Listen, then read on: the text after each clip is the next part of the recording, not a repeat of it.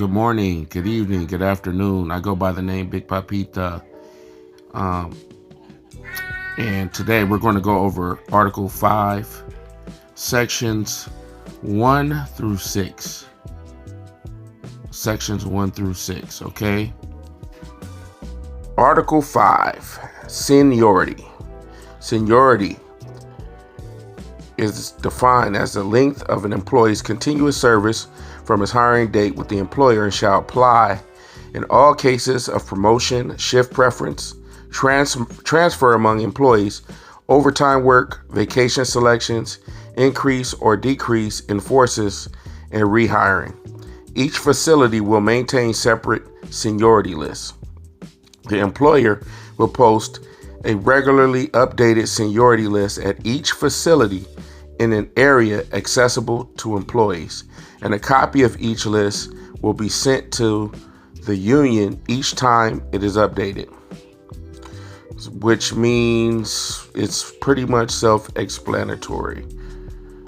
Section 2, definition of probation.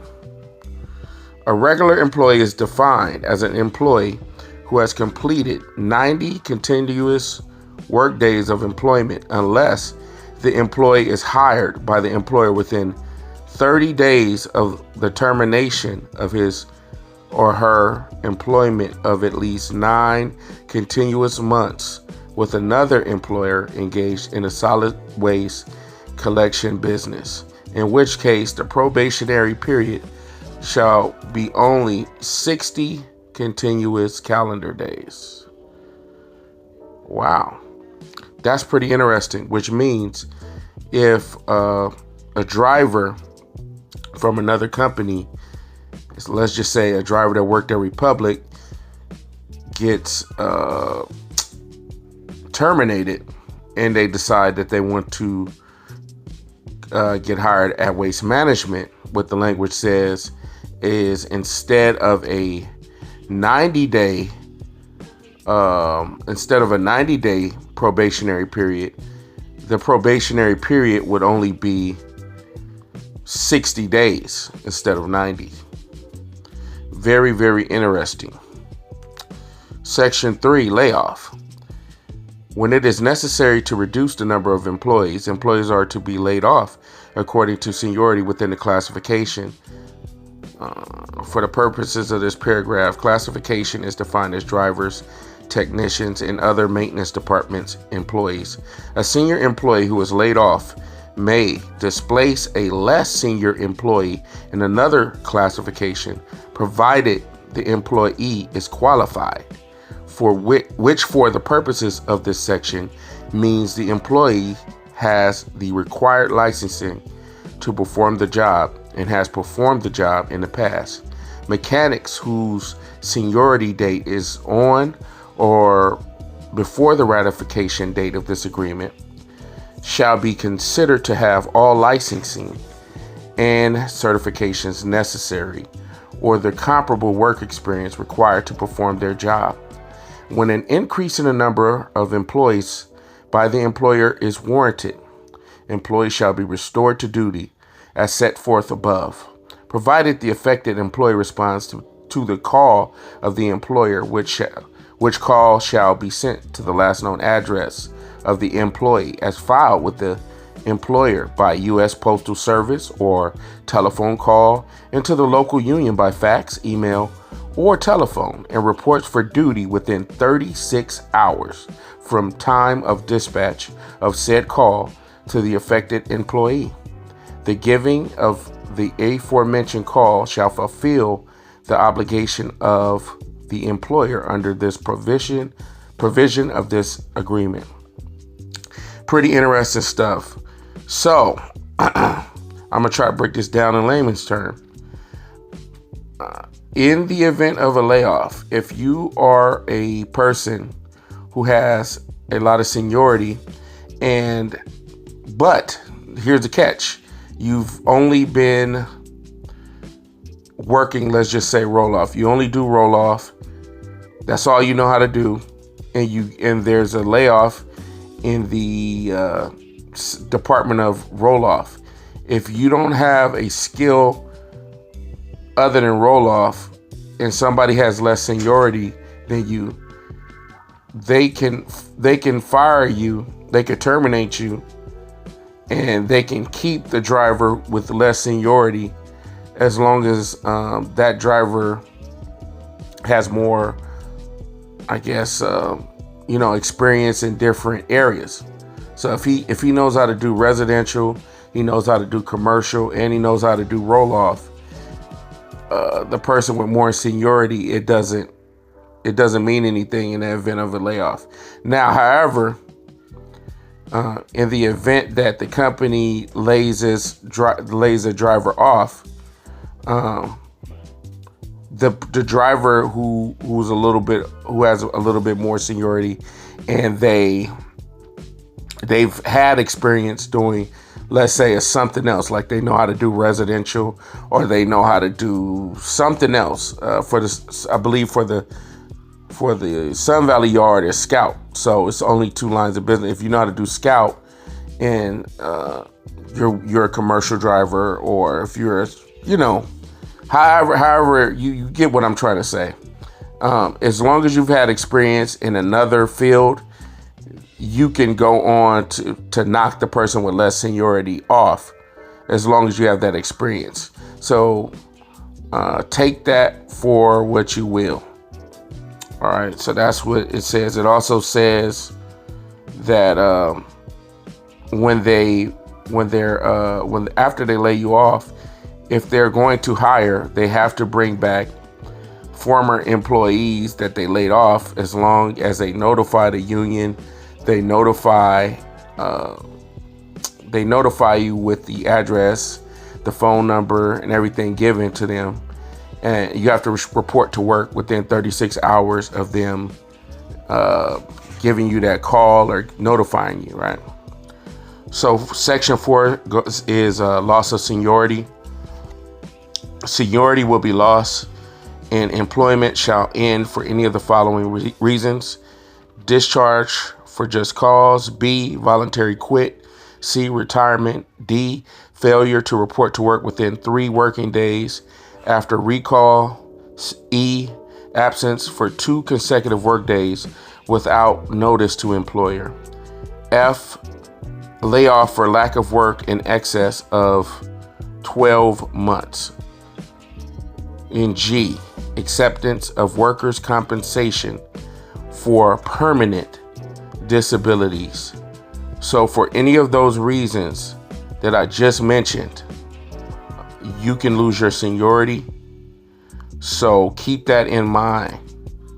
Keep that in mind. Section 5.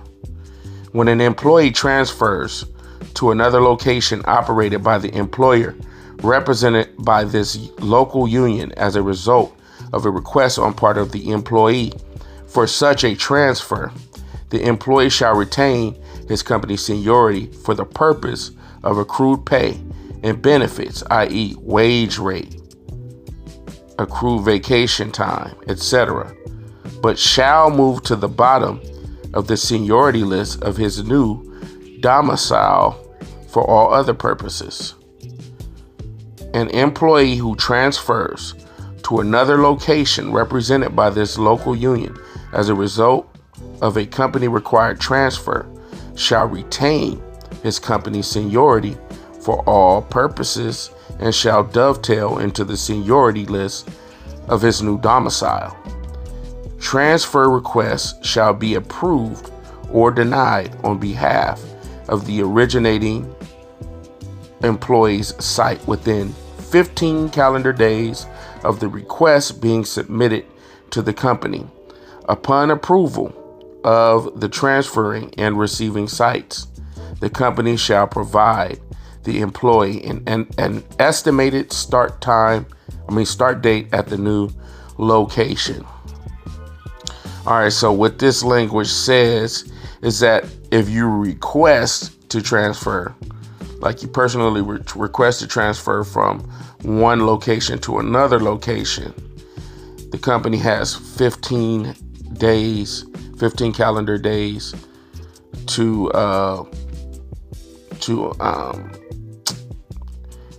answer that request. Okay, and then it says that they in a sense lose their they lose the yard they fall to the bottom of yard seniority, but for the purposes of like vacations, time off and things, they keep their original seniority. The only reason a driver would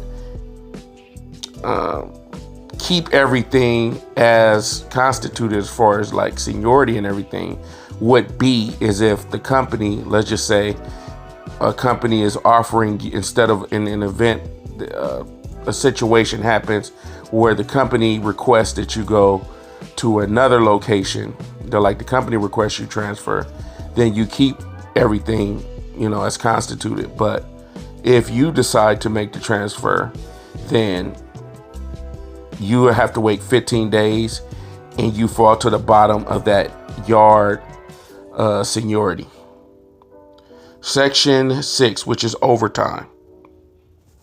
The employer will offer non-regular daily and or weekly overtime work to employees in the work category to which they are regularly assigned according to seniority and qualifications as dictated by production demands. Overtime acceptance by employee shall not interfere with the normal completion of his or her weekly work schedule as determined by employer. Should acceptance of such overtime place employee in jeopardy of exceeding maximum hours allowed by the DOT, meaning the 14 hours, you coming up on that 14 hours, you're pushing it, you don't want to go over those 14 hours. If the employees do not accept in sufficient numbers, the employer will assign the employees within the work classification with the least seniority to work where they are needed. The employees will be required to work such hours in overtime as may be assigned by the employer. So let's say if there's, from what I interpret, let's just say that there's a Saturday route up for bid, a Saturday route that's open, that's an overtime bid. So you sign up for the, you don't sign up for the roll-off bid. Based on this language, it says that even if you're not at the bottom of, even if you're not at the bottom of the seniority list, if you are in a classification where you are the most qualified, but you're at the bottom of that qualification list, even if you had a couple years or 3 years compared to somebody that's brand new, they can call you up to do that roll-off route on that Saturday or commercial route, whatever classification that is, according to the language. Okay. And also keep in mind that 14 hours is the maximum. You don't want to go over those 14 hours. Section 7, vacated and newly established routes and positions. I guess I could just go ahead and get into that. No, I'll save it for the next video. I think I did good amount. I don't really want to go too far. We're going to do section 7. We're going to do sections 8, and we're going to do sections 9. The next video of Article 5, which would be vacated and newly established routes and positions. That's section 7. Section 8 is training. We're going to get into that next video. And we're also going to get into section 9, which is relief drivers and unassigned drivers. Very, very interesting stuff right there. Okay. So that concludes my video. I'm trying to get to 50 subscribers, guys. So if you're just a looky-loo, you're just a person that's over here just looking, oh, this is cool, this is cute, Look, man, subscribe to my channel. I need the subs to eventually go live, and I appreciate the ones that are following. I appreciate the ones that are following and hitting the like button. I appreciate you guys who are sharing. Once again, I go by the name Big Papita. You know, my email is bigpapita396@gmail.com. Also, I am not a union representative. I'm just a member like you. And I'm out. Peace.